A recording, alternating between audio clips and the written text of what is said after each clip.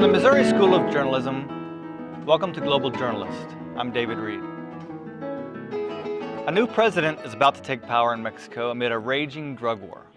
The biggest question facing Enrique Pina Nieto is this: what will the federal government do to curtail the gangland violence?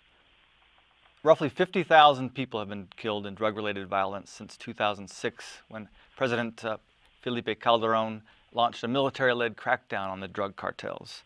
The dead include gang members, security forces, police, bystanders, and increasingly journalists. Our guests today include Dudley Althaus, the Mexico City bureau chief for the Houston Chronicle. Althaus has written extensively on drug-related violence and its impact on society, and he's been covering Mexico for about 24 years. Welcome to Global Journalist, Dudley. Hi, good morning. Also joining us is Tracy Wilkinson. She's the Mexico City bureau chief for the Los Angeles Times, where she's worked since 1987. So Nieto's election by a narrow margin marks the return of the Institutional Revolutionary Party. The PRI lost the presidency 12 years ago after ruling Mexico for about 70 years. Nieto promised in his victory speech that his federal government will continue fighting the drug cartels.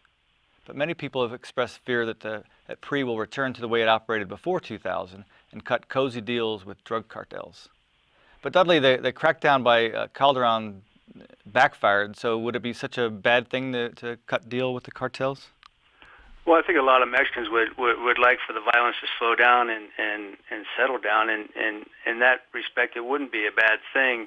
The problem is that those kind of deals in the past, this kind of cozy relationships, if you will, kind of laid the groundwork for what we're experiencing now. Calderón, when he launched his offensive, I think they didn't have it well planned out, and it's been a mess. But really, the situation was caused by decades of corruption and going along with gangsters. That once Calderón unleashed the military against the gangsters, everything just kind of crumbled more than anybody expected it to. Right. Now, most of the marijuana, cocaine, and heroin consumed here comes through Mexico. An estimated 80% of the drugs trafficked in Mexico end up in the U.S. market, and about 80% of the guns used by the cartels are brought in from the United States, according to estimates. So, Tracy, why should Mexicans lose their lives for the drug habits of people living across the border in the United States? Well, that's a good question. It's something a lot of Mexicans are asking as well. But I think the thing to keep in mind is that the presence of these cartels operating virtually with impunity here in Mexico also has a corrosive effect on Mexican society, on good governance, on police forces that are repeatedly corrupt by the cartels, and there's also a growing drug consumption problem in Mexico. So, yes, the U.S. shares a huge part of the blame in the entire equation, but increasingly, Mexico also is suffering, and so that's why Mexicans should care about it. And Dudley, would you have anything to add on the reason Mexicans should make this a top priority?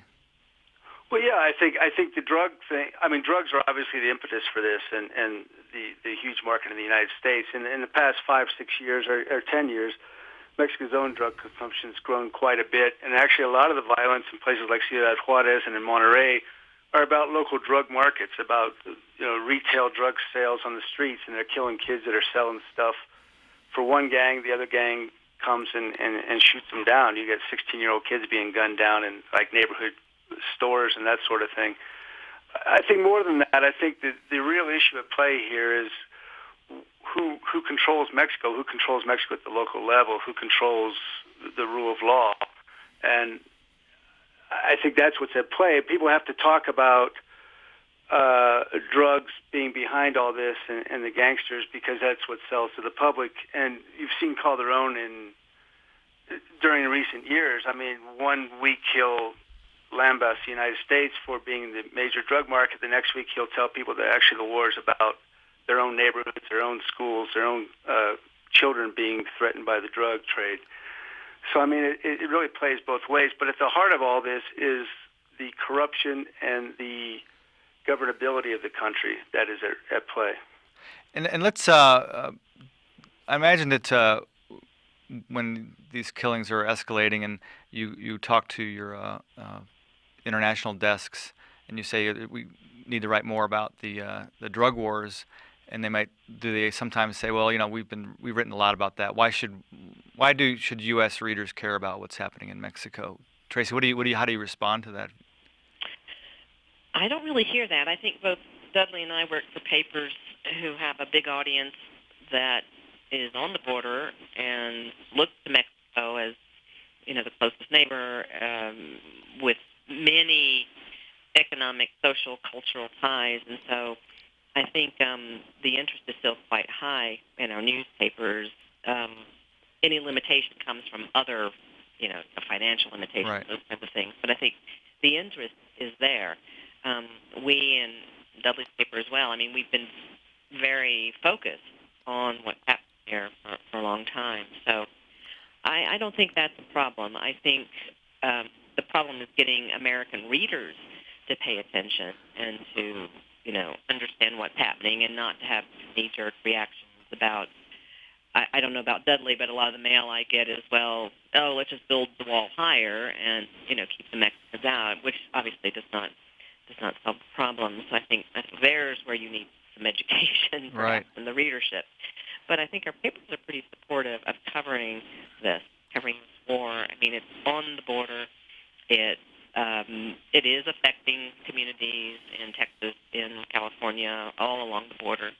So I think in terms of our paper, pretty supportive of coverage. So let's, Dudley, do you agree about the Chronicle, and also how do you respond when people give that attitude they shouldn't care? There's a lot of interest, obviously, in what's going on, especially as it relates to the Texas border. At my paper, we don't go too far beyond the Texas border, but a lot of the violence has been on the Texas border. I think that there has been. My paper runs hot and cold, frustratingly so sometimes, but the bar has risen dramatically about what violence is worth a story. When I first started here, one of my first big stories as a journalist was a massacre of 7 people in a gangland killing on the border in Matamoros, Mexico, and that was national news in both countries for days, for more than a week. Here you have massacres, and it's just, I don't even think we pick it up. We often get accused by the Mexican government and some Mexicans of hyping the news here, hyping the violence to sell newspapers and that sort of thing. And I've lately argued with people that it's exactly the opposite. I can't get the massacres into the paper. There's no interest. I think we're interested in the backgrounds of it. We've all been writing about it quite a bit. And so I think that there is, readers definitely, I agree with Tracy. The comments at the bottom of the stories are just outrageous sometimes about building the border and the hell with them all. And people try to put blinders on in the United States about our society's own culpability in this. It's not total culpability. It's not all our fault. It's not all the U.S. public's fault, but the guns come from the United States, if not 80%, then a lot of them. And a lot of the drugs are headed for U.S. consumers. I'd like to get into the U.S. Involvement, but first, Dudley, can you kind of hit some of the highlights of the history of this drug war escalation? Yeah, I've covered Mexico for a long time, and gangsters and narcotics have always been a big part of the beat. But it really kicked into high gear. It started in 2004, 2005 with a contest between the Sinaloa cartel and the so-called Gulf cartel, which is based along the South Texas border for control of Nuevo Laredo, which is the largest land port for trade between the United States and Mexico. There was extreme violence there in 2004, 2005, where we saw armed, almost paramilitary groups fighting each other with rocket-propelled grenades and that sort of thing. Vicente Fox sent in the federal police and some Army troops, but really didn't concentrate too heavily on it. The situation calmed down at about 2005 and moved elsewhere. When Calderon came into office in 2006, December 2006, having won his election, a disputed election, right, opponent claimed fraud, but by very, very few votes. And so when he came into office, he launched, for whatever reason, he launched the army against gangsters in his home state of Michoacan, which is west of Mexico City in the center western part of the state, of the country. I think Calderon expected at that time that his offensive was going to last 3 weeks, a month. It was going to be a very limited operation that was going to calm things down in his home state. It just kind of, everything crumbled after that. And all of a sudden you had breakouts between gangs everywhere that drugs moved through Mexico, and the body count just rose. I mean, it's easy to call this is often called Calderon's War, and it's often described as a war between the government and the gangsters, but actually it's a multi-sided war between various gangs, killing one another, and the government stepping in every so often, the federal security forces or the local security forces stepping in and fighting on all sides as well. So it's been a really confusing and multi-sided war that has tended to move in different parts of the country right, every other month. And it's also, it seems to be more militarized. I think, didn't the Sinaloan cartel hire a group of former special forces military personnel to the Zetas, I think they're called? The Gulf cartel. The Gulf cartel hired the Zetas, okay. And the Gulf cartel, and then a lot of the violence right now is because the Gulf cartel and the Zetas, who are their former enforcers, their former assassins, had a falling out 2.5 years ago, internal feuding, and now a lot of the violence, whether it's in Monterrey and the rest of northeastern Mexico, is between those two groups who used to be allies. And now the Sinaloa cartel, which used to fight the Gulf cartel, is now allied with the Gulf cartel against the Zetas in some parts. It gets very confusing. It's like a kaleidoscope, and the only constant is the bloodshed. And it's extreme, isn't it? I mean, can you maybe describe one of these massacres and the type of military equipment that's used? I don't know. There's RPGs and hand grenades, military tactics. In many cases, right? Rocket propelled. Yeah, Tracy. Well, could you kind of give people an idea of how violent these are? Well, on one level, yes, there's that the violence of rocket-propelled grenades and even car bombs. More recently, a lot of grenades apparently left over from the wars in Central America that have been used.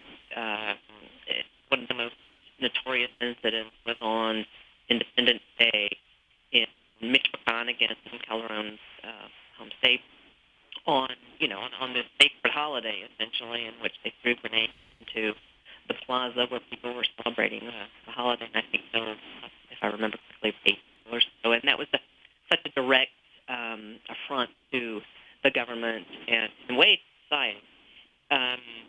There's that. On another very crude level, there's a brutality and even depravity that is shocking, in which bodies are dismembered, strung from highway overpasses.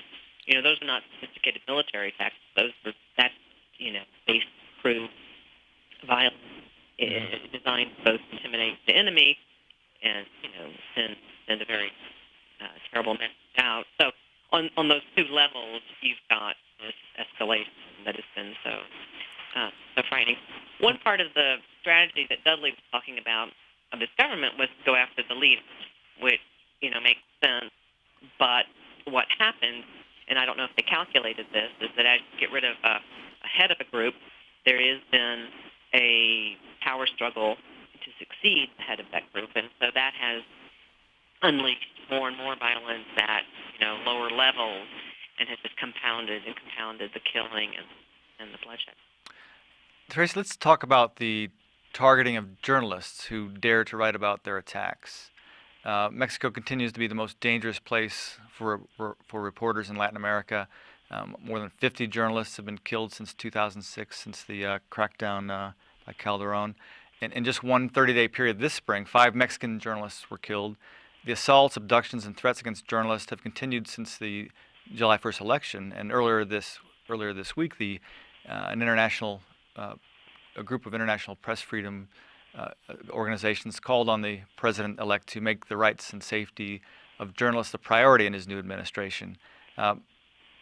What's it been like for journalists in Mexico, and is it getting worse? For Mexican journalists, very difficult, particularly out in the state, in the provinces. They are, of course, living in communities where the drug traffickers may hold sway, corrupt governments hold sway, whether it's at a city level or the state level, and they're under enormous pressure. And so many have been killed, kidnapped, have disappeared for either writing about what's happening, or in some cases, it must be said, for being involved in one way or another. Veracruz has been the most recent focal point where you've had, I think, 5, 6, 7, 8 journalists killed or missing in the last couple of months. And there you had a situation where, frankly, some journalists had been cooperating with coverage of one of the cartels that had been in charge for many years, either through threat, coercion, bribery, whatever. Another cartel moves in to start to fight that cartel, and so the journalists also become victims.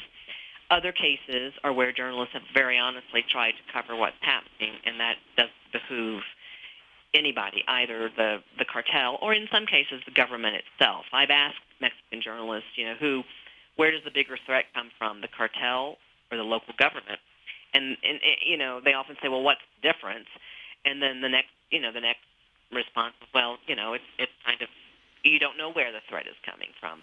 These journalists, Mexican journalists, are exposed to kinds of pressures that we as foreign journalists really can't imagine, where a governor can call your editor and get you fired, or where the local drug gang in charge, knows where you live, knows where your children go to school.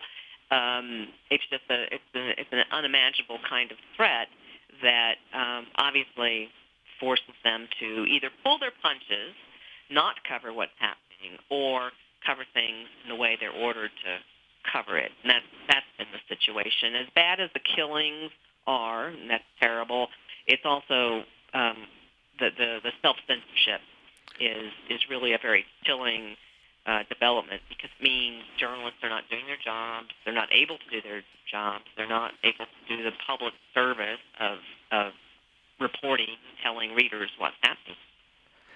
I remember in 2010, the Mexican daily newspaper came out with one of the biggest newspapers in Mexico came out with a front page open letter to the cartels. Dudley, can you explain what happened then? Yeah, that was a newspaper in Ciudad Juarez, El Diario. It's not one of the biggest papers in Mexico, but it was definitely on the front lines, and we're doing some pretty brave reporting, where other border newspapers have really shut down and not reporting. But they put out an editorial, front page editorial, following the killing of one of their journalists. What do you want from us? What do you want us to do? Which is just basically capitulation, but I think it was also intended to call the bluff on things. The Diario's kept reporting pretty aggressively on the drug war violence, which has calmed down considerably in Juarez, by the way, in the past year. But I think that was really a wake-up call for the press, but it had been going on for quite a while. The newspaper in Nuevo Laredo stopped reporting on the violence a long time ago, and they've still had attacks this year in the past month or so on their offices in Nuevo Laredo, and they came out again and said, we're not reporting on the drug violence. We're not going to touch it, basically just pleading to be left alone. In smaller communities, it makes sense, because most people in these towns know who's doing what to whom, pretty much. A lot of it's rumor, maybe it's not totally confirmed, but pretty much. And the newspaper comes out the day later and says what happened yesterday, and you name names or you touch somebody's business operations, and you're putting yourself at risk. Nobody has any protection against these guys. If they want to kill you, they'll kill you. So for newspapers to shut down makes some sense for, I don't know what I would do in that situation. I used to be an editor of a small border newspaper. But certainly it's had a chilling effect. Yeah. Absolutely. And we don't know, us here in Mexico City, or if we're traveling around the country, we rely more and more on, on looking at social media and Twitter, on text messages or Facebook or whatever, to kind of get a feel of what's going on in some of these border communities or smaller communities in the outback, if you will. And none of that stuff can be confirmed. It gets very dicey, and There's been a lot of misinformation put out there in the social media as well. So it gets very dicey as far as trying to report accurately about what's going on. So in a way, the efforts to silence journalists has succeeded by the drug cartels in a way? Oh, absolutely. I mean, absolutely. Yeah, so, definitely. Now, before we continue our discussion, I want to remind everyone that you can view or listen to this program anytime by downloading our podcasts at globaljournalist.org. You can also find interesting articles, photos, and interviews related to our program on our website. So please send us questions or comments via globaljournalist@kbia.org or our Facebook page. You can also follow us on Twitter at GJJournalist.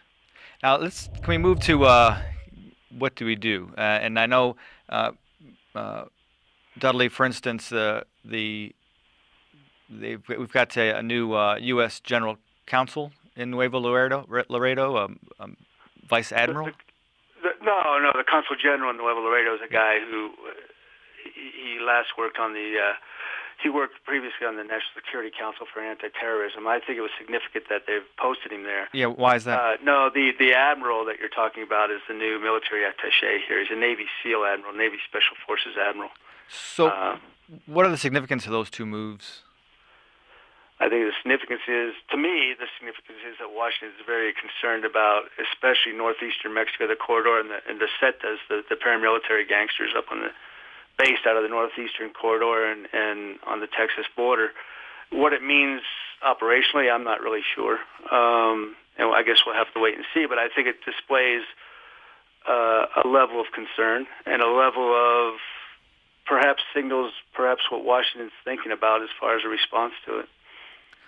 Where do you see this going?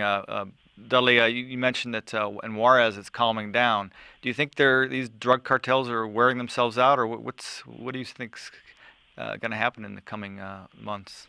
I think that's speculation, but I think the drug cartels have realized. I mean, they're down. Now you have a situation where they're capturing supposed local SETA bosses in southeastern Mexico and Veracruz, Tabasco, and around the Monterrey area up in the north towards the U.S. border. But these guys don't have much experience. It's like the SETAs are kind of running through anybody that's qualified to run anything, and they're getting these guys captured. The Navy recently captured a guy that claimed was the SETA's boss in a major city in the southeast, who was 18 years old. I think that shows a level of wearing out of some of the gangs. I think in Juarez, the situation it's unclear. There's still debate about it, but I think it was intense pressure on the part of the government, and these two different alliances of gangs up there have been killing each other for quite a while. You have 10,000 deaths up there. And at a certain point, it becomes in everybody's interest to let things calm down, which might well play into what people suspect. A lot of people either criticize or suspect Pena Nieto for thinking about the incoming president about trying to negotiate some sort of peace. Right. I think it might be in everybody's interest to calm things down a bit. And let's talk just briefly about the demand side. Tracy, are there increasing talks about legalization, particularly of marijuana, being something that would help calm down the drug war? Well, that is talked about increasingly, including several leaders in the region have talked about introducing it into the debate, at least. Pena Nieto has said that while he doesn't personally favor legalization, he's interested in hearing debate, talking about it, which is actually the same position that Calderon had. And I know there's a lot of pressure in the United States for that to be a major element in sort of shifting the drug war. My concern about that is that, these cartels are now into so many other things beyond the production and moving of drugs. I mean, that's still their bread and butter, if you will, but they're also, into contraband, into piracy, into moving human beings, the trafficking of human beings, et cetera. So that I think even if you were to remove that one component of their financial structure, they have so many other illicit activities going on that I'm not sure it would necessarily solve the question of violence. So, so yes, it's something that's certainly being talked about, but I don't know that it would necessarily solve the problem. Dudley, we're starting to run out of time, but do you have anything briefly to add on that topic? I think Tracy's absolutely right. I mean, look, that's not going to be the savior in Mexico, legalizing marijuana in the United States. Whether they should do it or not, I'm agnostic about that, but it's not going to come in time to solve this situation. That's a red herring. And the problem with Pina Nieto has said he wants to concentrate on crimes that most affect Mexican citizens: murder, kidnapping, extortion.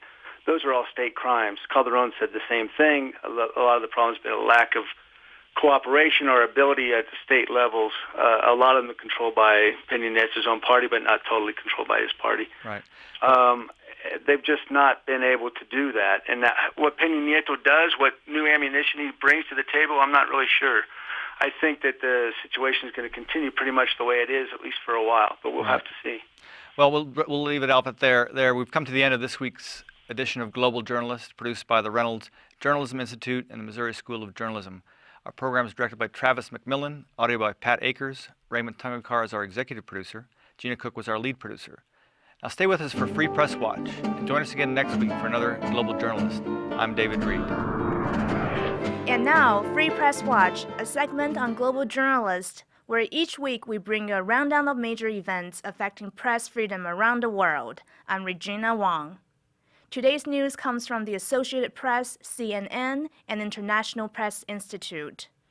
In Mexico, 2 newspapers were assaulted numerous times in July because of their coverage on drug cartels.